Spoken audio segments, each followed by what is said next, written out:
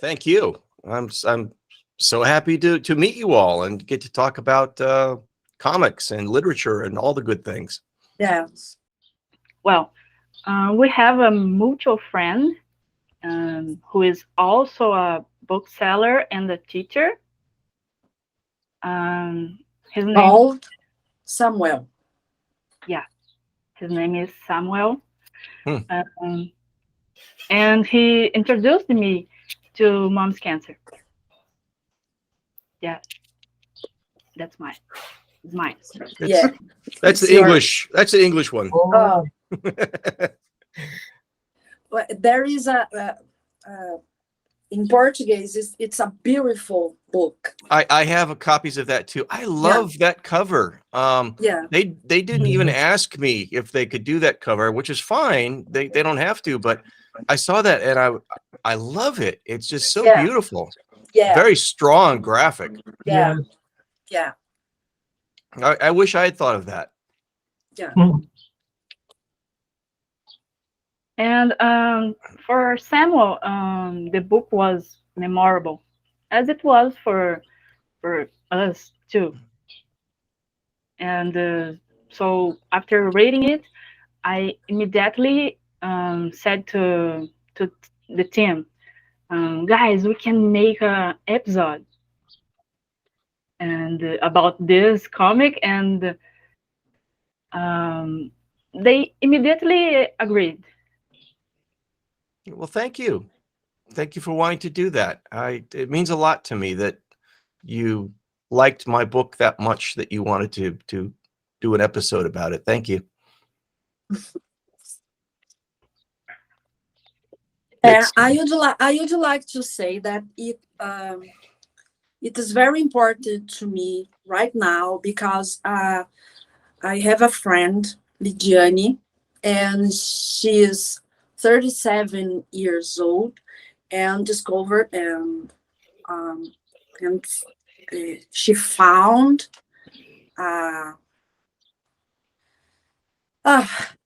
she is como que eu falo? She is breast cancer, and read this book helped me to understand some things and help her with some things.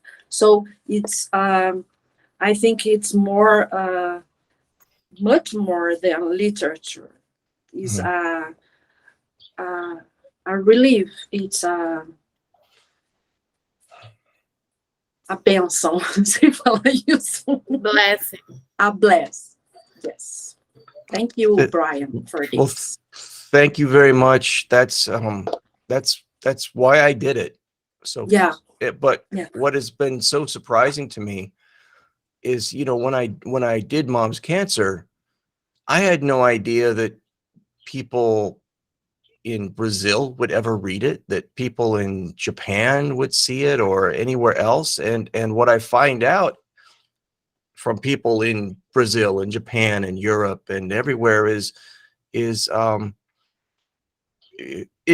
a cliche to say, but we're all the same, families going through something difficult, all kind of do the same things and act the same ways, even though we have different languages and cultures and traditions. And it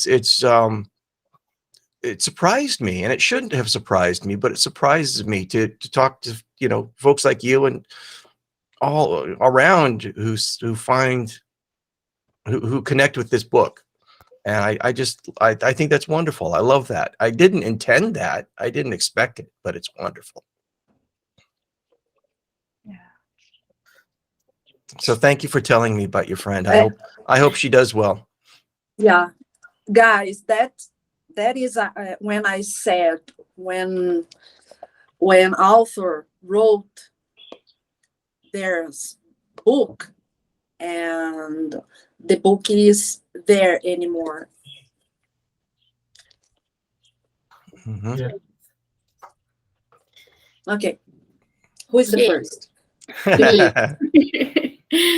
So, Brian, first of all, I want to say that the history is very moving. it's the strength that you and your family, especially your mother, was so inspiring. And I even cried so many times. I began crying in the preface. Oh no. Yeah. When you say you wanted to someone wrote this before you, because he was helping you in this journey.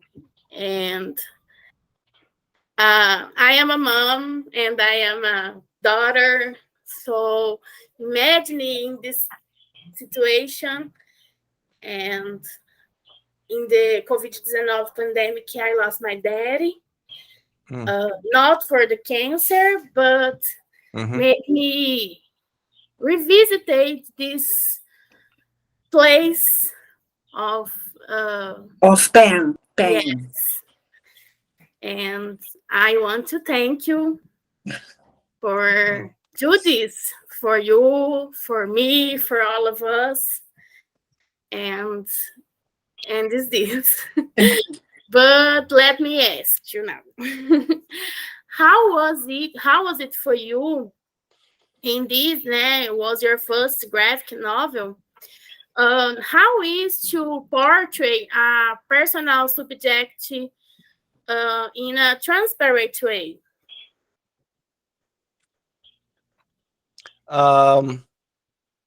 Well, tell me more about what you mean by that. What I'm not sure how to answer. Yes. How difficult is for you to put something so intimate in this book, in this history? Well, it's interesting because when I began, I didn't even know anyone else would ever read it. So it sort of began as like almost a private journal, like a diary. I just wanted to record what my family was going through, just put it on paper, and I always intended to share it with other people, but I never knew it would be a book or anything.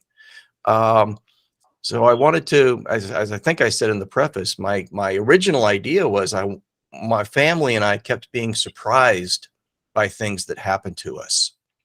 And so I wanted to make a map for people coming along the road behind us. And that's what Mom's Cancer started out to be, was this map to say to other people, these are things you might encounter too. This might happen to you. And it surprised us, and maybe now it won't surprise you because I told you about it. So that was my original intent. And I realized pretty fast that it would only be good and interesting if I told the truth, that I would have to tell the truth. And that even when, my family and I weren't acting perfect, when we were flawed people and arguing with each other, a lot of people think that when you face a crisis, well, you become more heroic and patient and angelic, and you become a very good person when you're in a crisis. Well, that's not always true. As my wife said in the book, you become more of what you already are. So if you're a nervous person, you get more nervous. If you're a brave person, you get more brave. If you're frightened, you get more frightened. And so all the emotions get so strong that families clash and people make bad decisions or do bad things. And I knew I had to be honest about that. And it's interesting because there were some parts of the book where I had to think very hard about if I wanted to include them in the book, like, oh, that's too personal or too painful or whatever. But those are the parts that people always want to talk to me about, because those are the parts where people said, oh, I had those feelings too, and I didn't know anybody else ever did, And when you can do that, when you can have someone tell you that in a book, about a book or something you've written, that's the best. That means you've reached somebody, you've told the truth, and they recognize it. And when someone says, I didn't know anyone else ever felt that way. I think that's wonderful. That's what art and literature are for, is to connect with people like that. Yes, and I'm feeling exactly this way.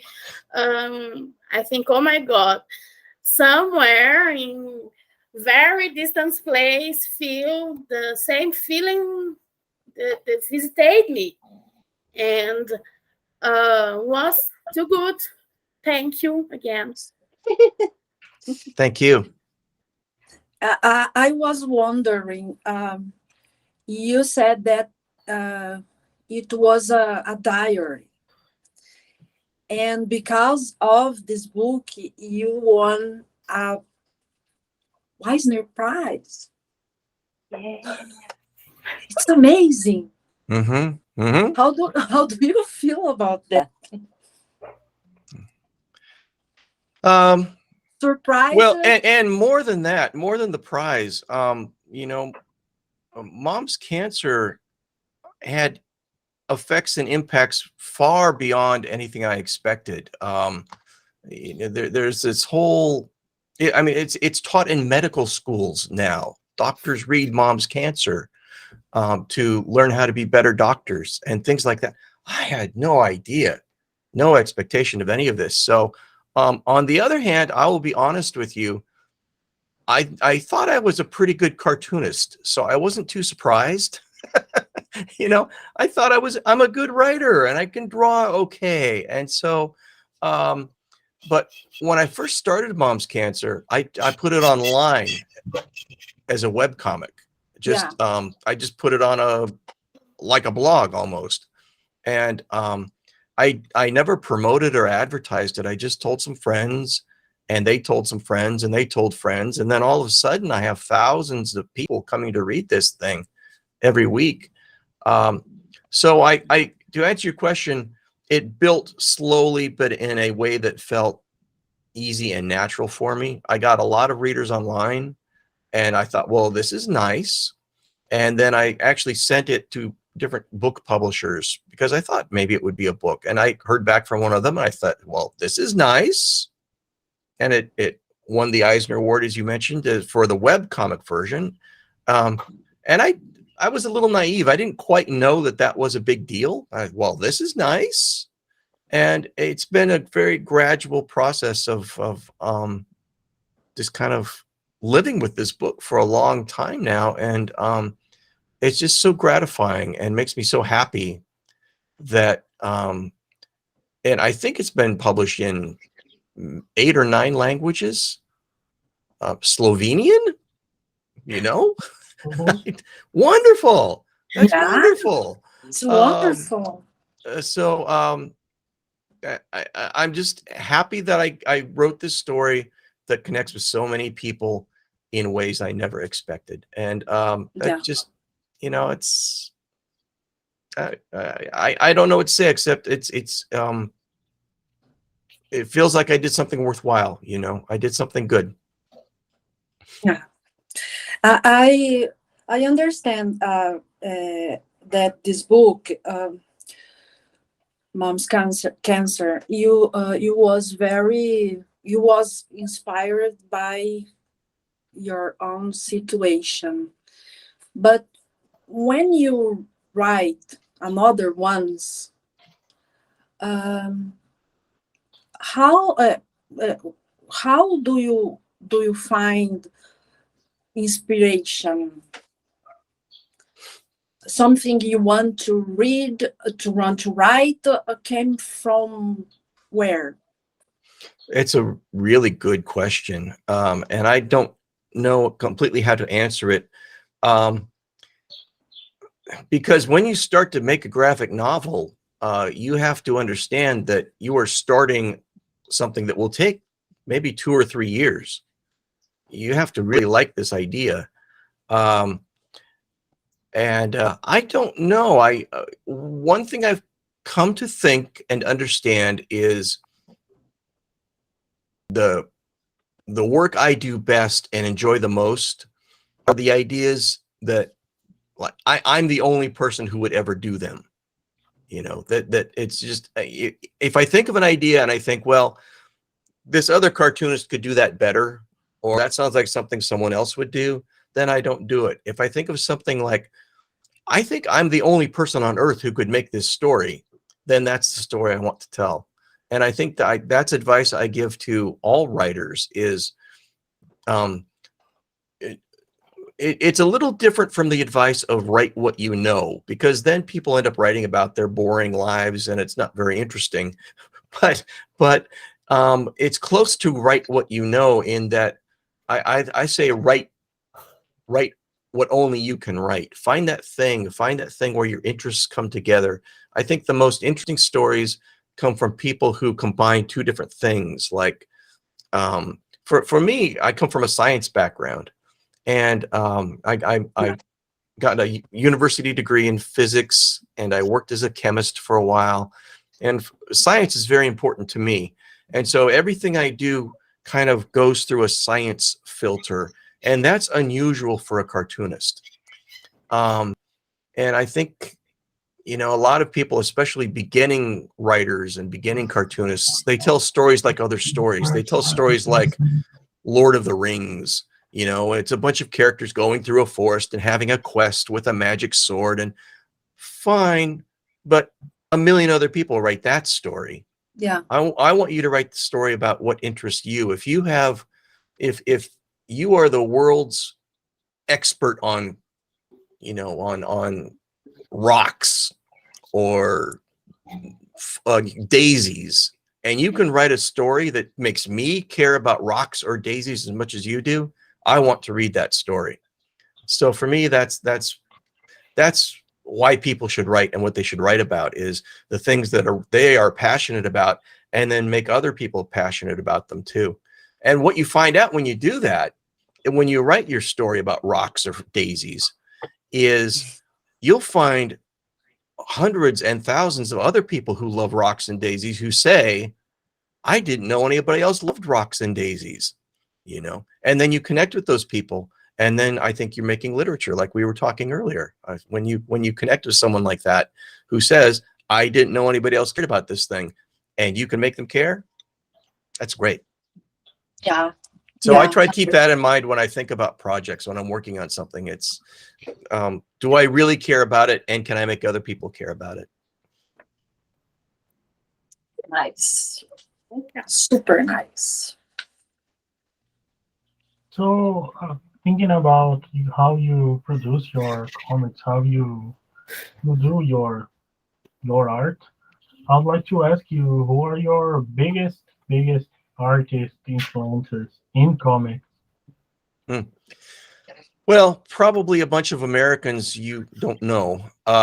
You know, I grew up, when I grew up, we had comics in the newspapers, comic strips. And then we had comic books like Batman, Superman, and the Avengers.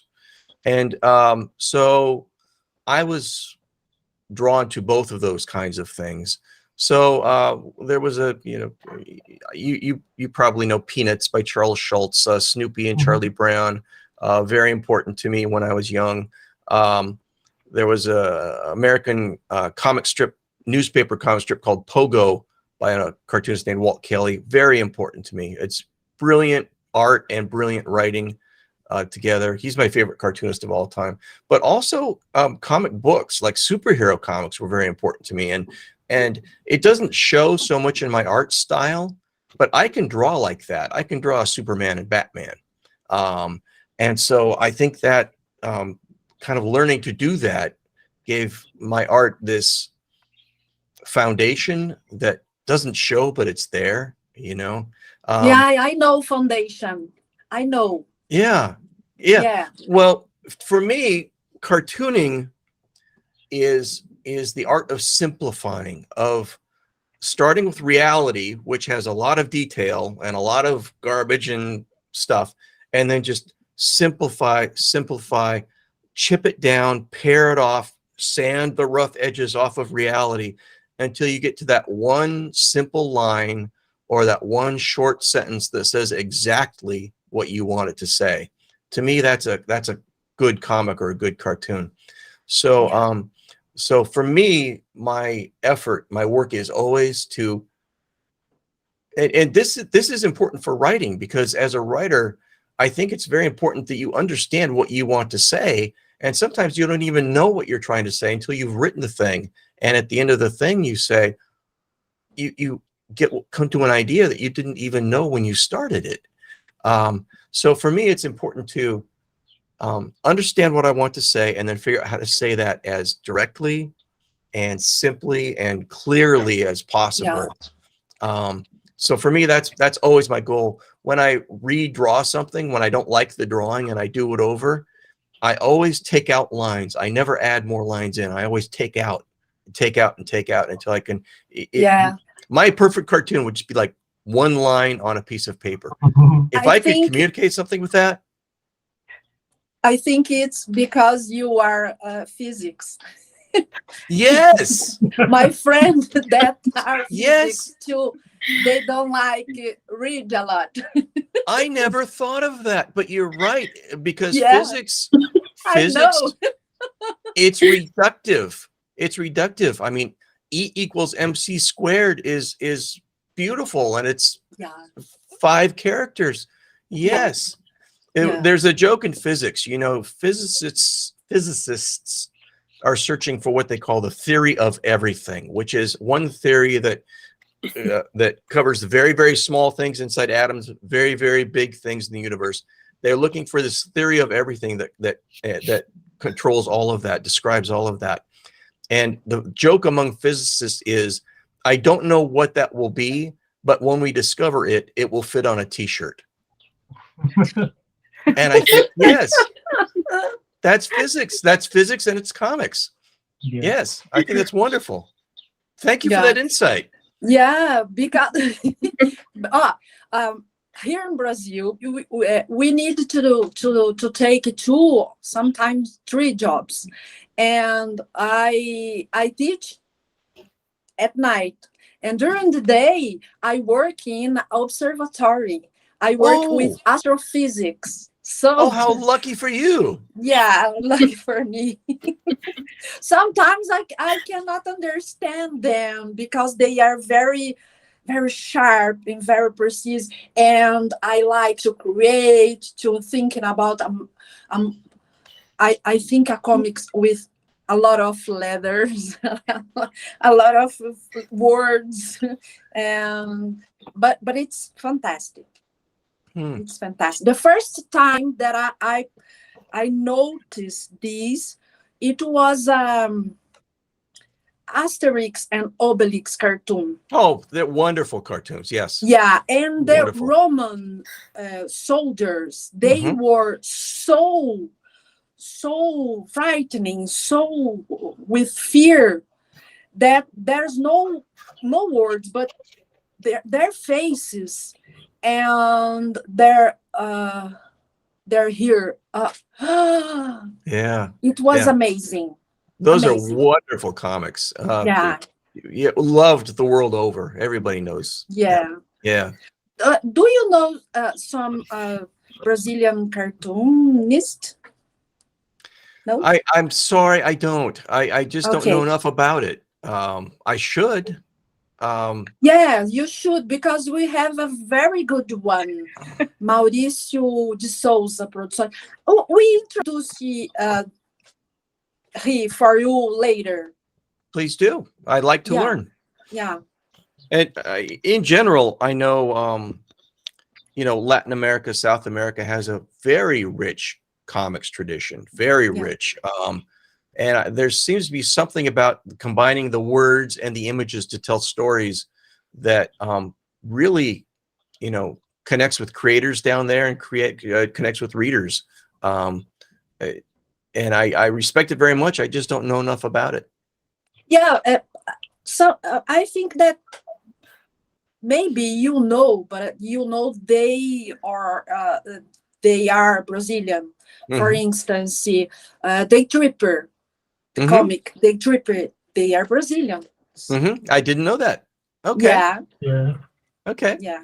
I'm sure there are many works that I would see and say, oh, I know that. But yeah. It's nice. It's very nice. Okay.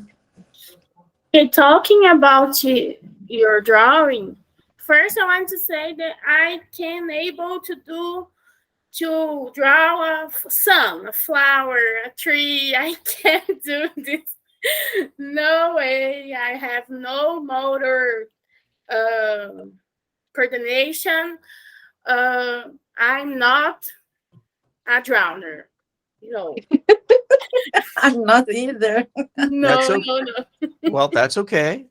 But you are, and you are very good drowner. So can you describe your drowning routine? How often you drown? You drown? How many hours do you spend drown? Mhm. Sometimes you're thinking, oh my God, I spent all the day drowning. It's time to wake up a little. And how is this? Well, it's different when I'm working as a professional. When I do my job as a cartoonist, I draw every day usually, but sometimes I just write. Different cartoonists have different ways of working, and there are cartoonists who do words first and cartoonists who do pictures first. And I'm a words first cartoonist. I write everything down like a script, like a theatrical play, a stage play. I write it all down, and then I go through my script and I look for places where I can cross out words and replace it with pictures.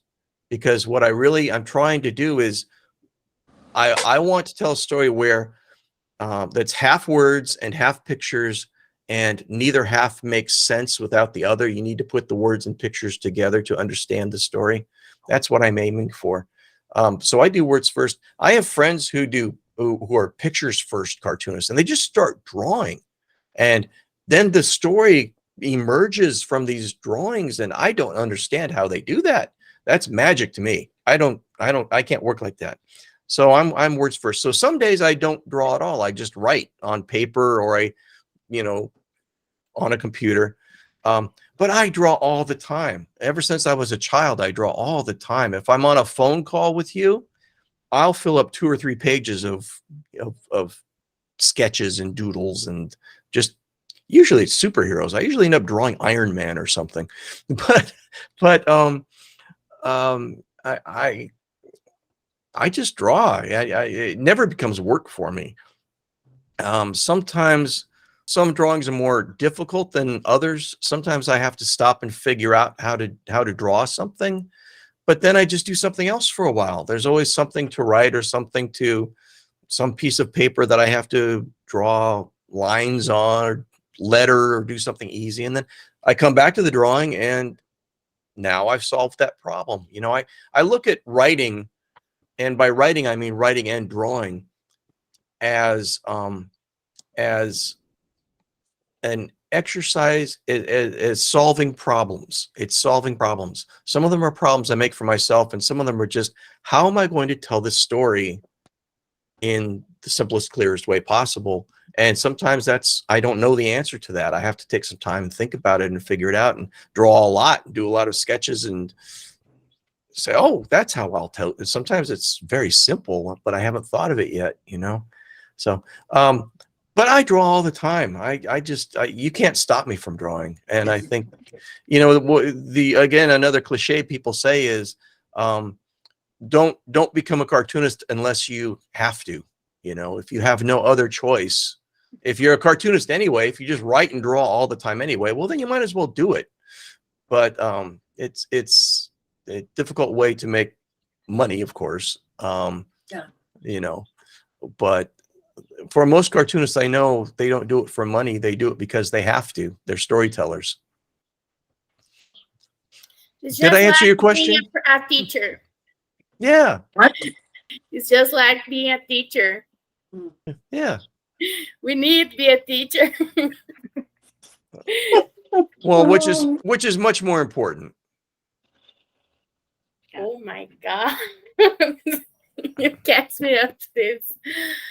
I think in Brazil, it's for education. We have in these last years, we have to fight for education.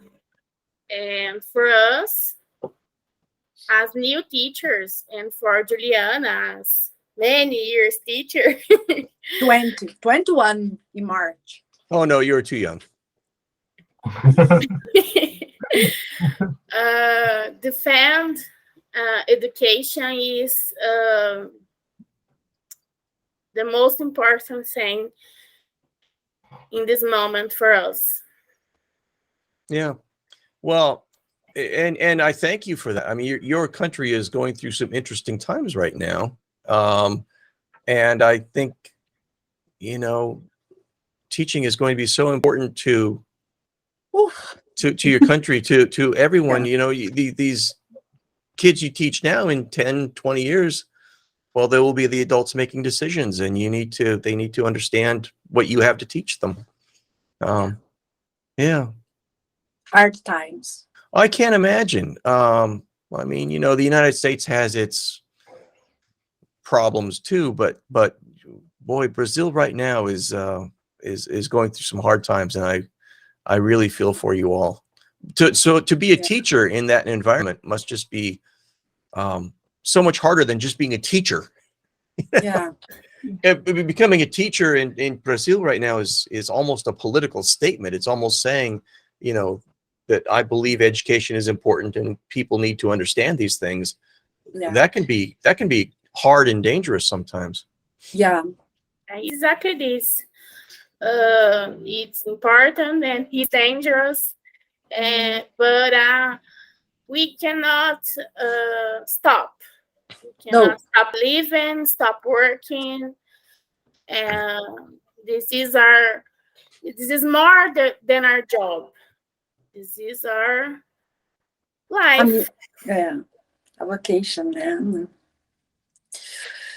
Yeah. Yeah. Well, thank you for doing it.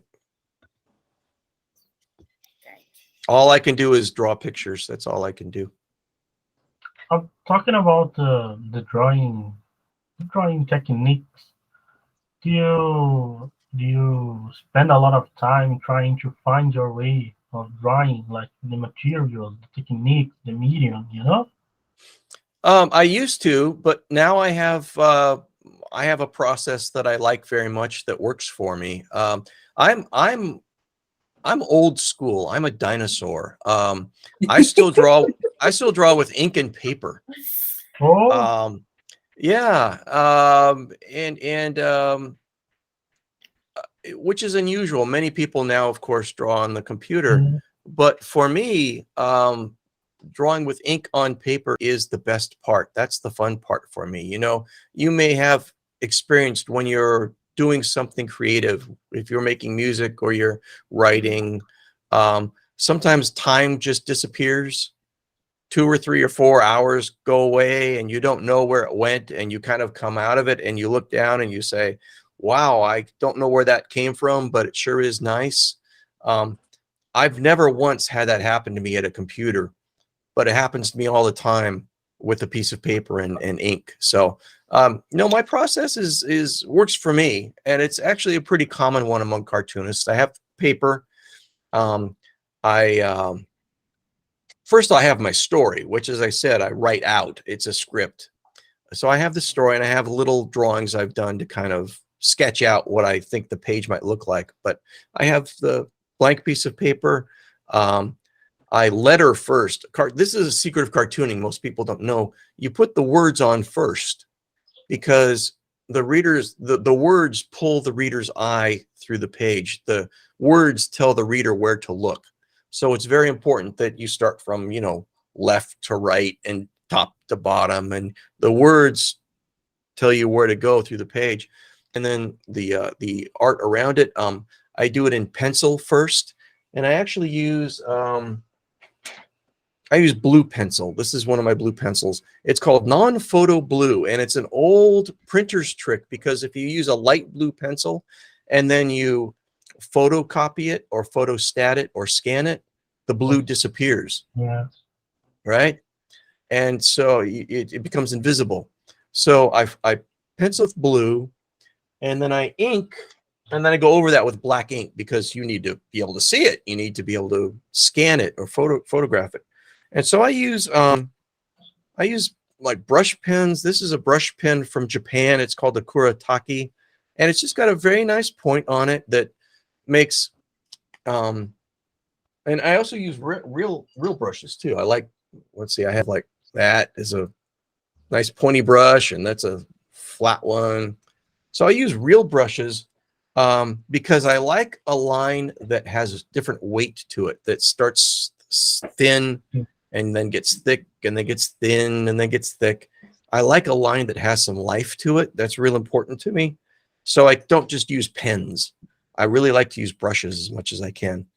And then these days, you really have to know how to use Photoshop or something like Photoshop to be a professional cartoonist, I think. I have friends who don't, but so I do the drawing, black ink on white paper, scan it into Photoshop. These days, most coloring happens in Photoshop if the work is colored. That's done there. And then it's really just, you can put it online. It's ready to go to a printer. It's ready for whatever you want. But no, I'm very, very content with my process. On the other hand, your question reminds me, I still like to experiment. And I did a failed experiment. I tried to do a whole comic in watercolor, nothing but watercolor paint. And it failed horribly. It looked terrible. I couldn't, it was a failure. But I had to try it, and it was fun to try. Yeah. Maybe I'm just a bad watercolor artist. I don't know, but it didn't work at all, and I was not happy with it. So I just stopped. Back to what I know how to do. And I love when you put some things like that. Do you know what is this? Yes, yes. Yeah, because it's a game. And Yeah. I used it to play with my kids. Oh, good. And I recognize. I love these. I love this kind of things. Mm-hmm. It's very, very interesting. It's very nice because you put some things our days now, something like games or cards that here, and you I can understand better, and it's very nice. Thank you. Well, that is one of the great strengths of comics is symbolism and metaphor. Yeah. Like if you were writing a regular book and you wanted to say something was like something, like the sky was like this or that, or the girl was as beautiful as a rose. Well, you have to say that. But in comics, you don't have to say something is like something else. You just draw it like that. You just show it, and the reader figures it out. My favorite example of that is I won't be able to find it right now, but there's a part of Mom's Cancer where I show my mother walking. Oh, there it is. Walking a tightrope. This is the English version, but it looks the same in the Portuguese. This came about because I needed in the story to explain my mom's medications and her symptoms and where she was at her illness at this point. But I didn't want to just write that out in words. And in my script, as I said, I write script first. I'd written balancing mom's medications was like walking a tightrope. And I wrote that out in words, and I thought, well, that's terrible. That's awful writing. It's a cliche. It's bad. So I didn't want to write it, but I could draw it. And now all of a sudden I don't have to write the words. It's like walking a tightrope at all. I've drawn that it's like walking a tightrope, and the reader understands that without me saying it. And then I can go on and I can talk about her medications and the drugs she's on and how they're not reacting well together and all of that. I can write about that, but I don't have to say the tightrope at all because you've already got it. I don't have to say a thing. That's what comics do so well, better than any other medium I can think of, is that kind of metaphor and symbolism. If someone's acting like a turkey, you just say, you draw them like a turkey, you don't have to say it. So I love that, and that those are the fun things to think of. It's amazing, amazing. Well, I think I have a question, but Yeah. first I want to show to Brian, when I was a drawer, I used this pen. Oh yeah, It's the fine pen. yes. But I don't know, I stopped it. Oh, But, everybody I have stops it. Just a keep going. book with some draws. Those are wonderful. I love Yeah. the expressions of the eyes. The eyes are so Thank you. important in a drawing. Thank you so much. Those are wonderful. I can't find my style. I can write a story for complete. It's Well, a drawing style takes time to emerge. Almost everybody begins by copying other artists that they like. Yeah. And then, but then as you absorb that and it becomes a part of you. I always encourage artists, cartoonists, to draw from real life, draw what's around you, draw telephones and lamps and, you know, what's around you as well and accurately as you can, like a life drawing class, like a Rembrandt. But then, as I said before, simplify it and simplify it and simplify it. There's a neat exercise where you say, you take 10 minutes to draw something. Take, you know, a mug or a cup or something and take 10 minutes to draw that as good as you can. Okay, now draw it in 2 minutes. Okay, now draw it in 30 seconds. And by the time you get to that 30-second drawing, now you're making a cartoon. Now you simplified it. So I think one way to develop your style is to draw real life and then just simplify it, simplify it, simplify it. And but everybody starts out copying other people. You draw hands like this artist or eyes like that artist. Everybody does that. But if you do that a lot, then it just becomes you someday, and you don't look like anybody else. Yes. yeah. I really like the realism. I did some, but Well, the nice thing about drawing is if it stinks, you don't have to show it to anybody. Just do it for you. You know? yeah, I will do. And that's the same with writing. You know, sometimes people ask about writer's block, where you don't know what to write. You just can't think of anything to write. Or I know a lot of people who are afraid to start writing or drawing a comic because they're afraid it won't be perfect. It will be bad. And I always just say, start.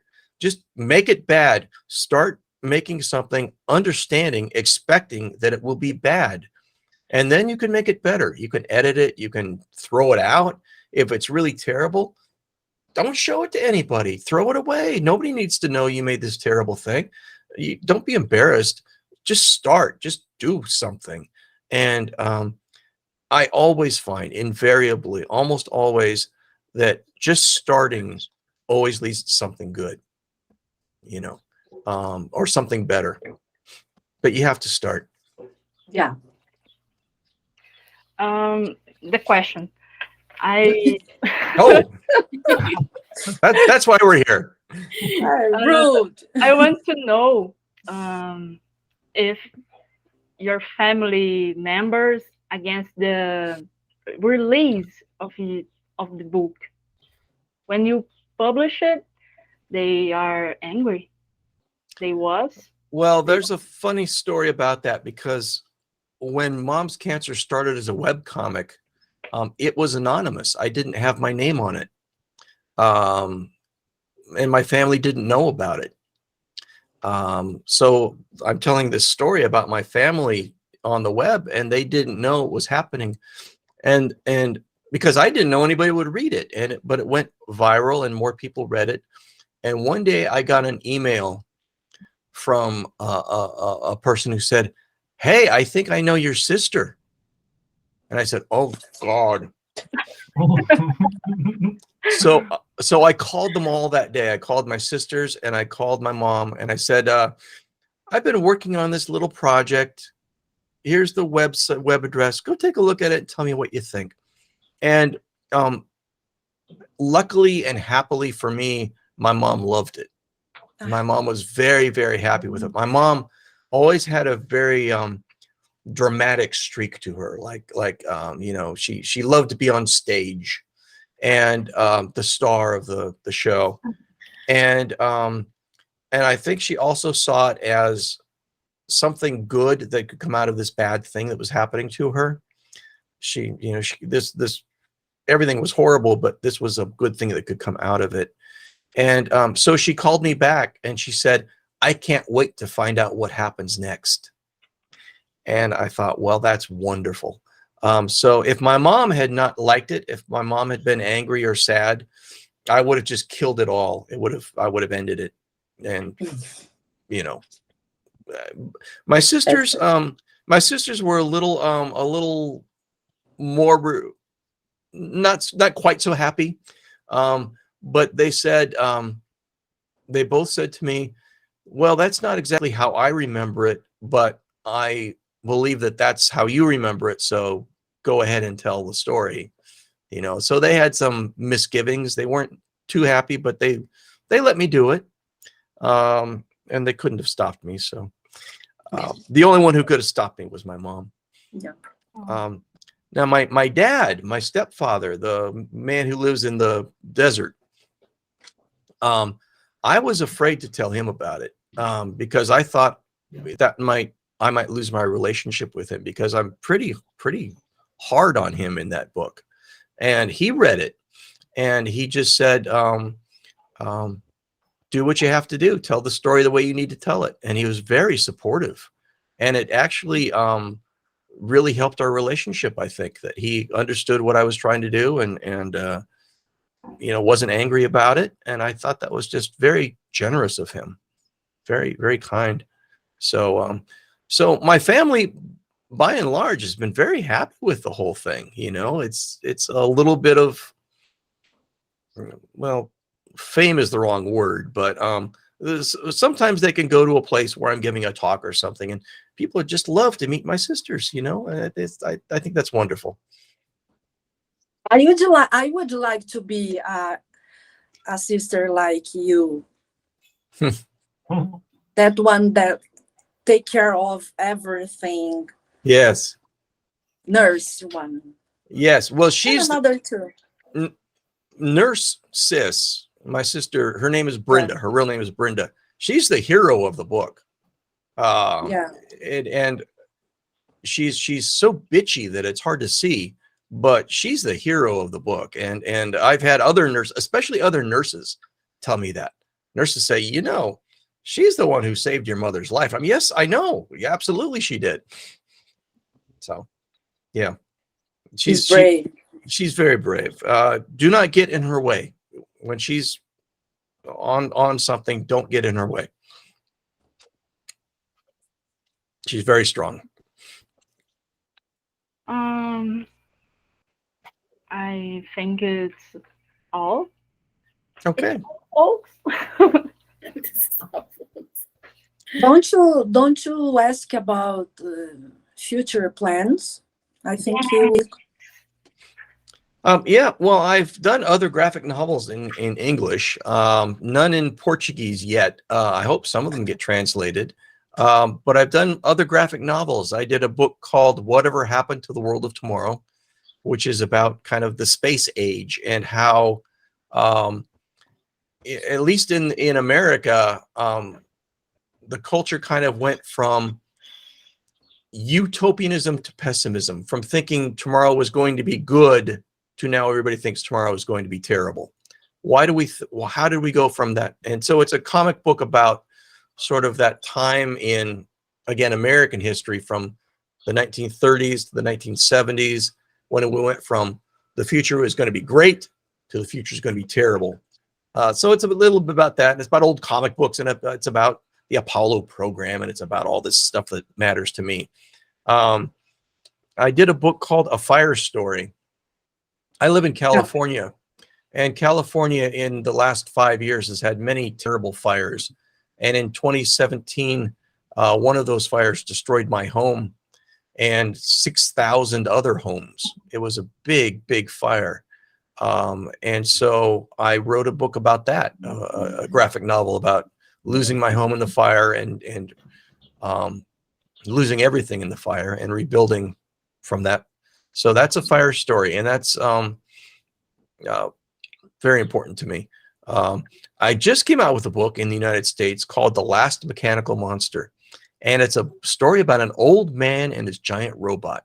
And it's just a stupid, sweet story, because I had to remind myself after I do comics about cancer and fire and all this stuff, I feel very strongly, very important to me that comics can tell stories like that. They can tell serious, adult, nonfiction stories. Very important to me that people understand that. But I had to remind myself, sometimes comics can just be fun. And there's no other, that's fine. That's a high purpose. So I made a fun comic about an old man and his giant robot that just came out. And I'm working on a new project now that maybe I'll be done within a year or so. But I'm still working. I have many ideas and not enough time. So that's a good place to be in. That's a good situation. Do you want to say something to your Brazilian readers? Thank you for asking. I'm just so thrilled that that Mom's Cancer has found an audience there, that people are reading the book and connecting with the book and seeing themselves and their families in this story. I can't tell you how much that means to me, how deeply touched I am by that my family's experience connects with other people's experience, maybe helps some people get through these things, as I hoped it would. And people I'll never know. I mean, there's you know, if you all hadn't contacted me and we didn't do this podcast, I would have never known that you'd read the book and that it, you know, helped you deal with a friend's breast cancer and things like that. I wouldn't know, but I know abstractly that that's happening out there. And the fact that that's maybe some of that will happen in Brazil, means so much to me. And I'm very grateful. So thank you.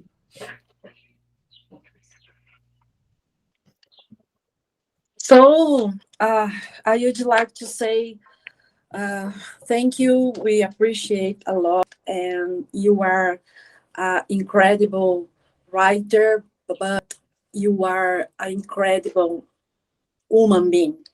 Oh, thank you. You don't know me that well. I'm a terrible person, but thank you. Yeah. Nobody Thank you. knows another, but you are above the line of the behind is bad, above is nice. You are here, so I try very hard. yeah. So we all try. Thank you. We all try. So It's very kind. we wish you. I wish you. A very inspiration ideas and a lot of drawings, and you we are waiting for another comic books, right? Thank you. I will keep telling the stories I think only I can tell. Okay. And please keep teaching. Keep being heroes. Yeah, we are. Thank you. Thank you. Say goodbye.